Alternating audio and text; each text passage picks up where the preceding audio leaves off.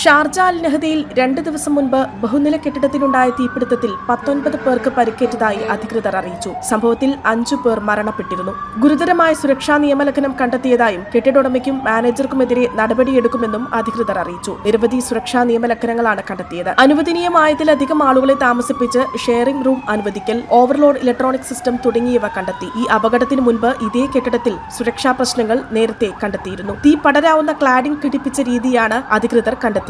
സുരക്ഷാ ക്യാമ്പയിന്റെ ഭാഗമായി നിർദ്ദേശപ്രകാരം അത്തരത്തിലുള്ള ക്ലാഡിംഗ് നീക്കം ചെയ്തത് ദുരന്തത്തിന്റെ തീവ്രത കുറച്ചുവെന്നും ഷാർജ സിവിൽ ഡിഫൻസ് അറിയിച്ചു. കഴിഞ്ഞ ഞായറാഴ്ച രാവിലെയോടെയാണ് സഹാറ സെന്ററിന്റെ എതിർദിശയിലുള്ള 51 നില കെട്ടിടത്തിലെ മുകളിലെ നിലയിൽ തീപിടുത്തമുണ്ടായത്. മരിച്ചവർ ഒരു പാകിസ്ഥാനിയും 4 ആഫ്രിക്കൻ സ്വദേശികളുമാണ്. പാകിസ്ഥാൻ സ്വദേശി ഹൃദയാഘാതം സംഭവിച്ചും ആഫ്രിക്കൻ സ്വദേശികൾ കെട്ടിടത്തിലെ അറ്റകുറ്റപ്പണികൾക്കായി തൂക്കിയിട്ടിരുന്ന കയർ വഴി രക്ഷപ്പെടാൻ ശ്രമിക്കുന്നതിനിടെ താഴേക്ക് വീണുമാണ് മരണപ്പെട്ടത്. ഈ കയർ വഴി ഇറങ്ങിയ ഒരാൾ രക്ഷപ്പെട്ടിരുന്നു. കെട്ടിടത്തിലെ 42 നിലകൾ താമസ അപ്പാർട്ട്മെന്റുകളാണ്. 9 നില മാത്രം പാർക്കിംഗ് ആണ്. 148 പേരെ സിവിൽ ഡിഫൻസ് ടീം എത്തിയാണ് രക്ഷപ്പെടുത്തിയത്. തീപിടുത്തമുണ്ടായെന്ന് സംശയിക്കപ്പെടുന്ന 42ാം നില ഒഴിച്ച് മറ്റു നിലകളിലെ താമസക്കാർ അപ്പാർട്ട്മെന്റുകളിലേക്ക് മടങ്ങി. 2023 ഏപ്രിലിൽ ഷാർജയിലെ കെട്ടിടങ്ങൾ വിവിധ രീതിയിൽ തരംതിരിച്ചിട്ടുണ്ട്. 203 കെട്ടിടങ്ങൾ അടിയന്തര കേസുകളായി തരംതിരിച്ചിരുന്നു. 7 നിലകളിലധികമുള്ള കെട്ടിടങ്ങളെല്ലാം ഇടത്തരം അപകട സാധ്യതയുള്ളവയാണ്. ഇത്തരത്തിൽ 163 കെട്ടിടങ്ങളാണുള്ളതെന്നും സിവിൽ ഡിഫൻസ് അറിയിച്ചു.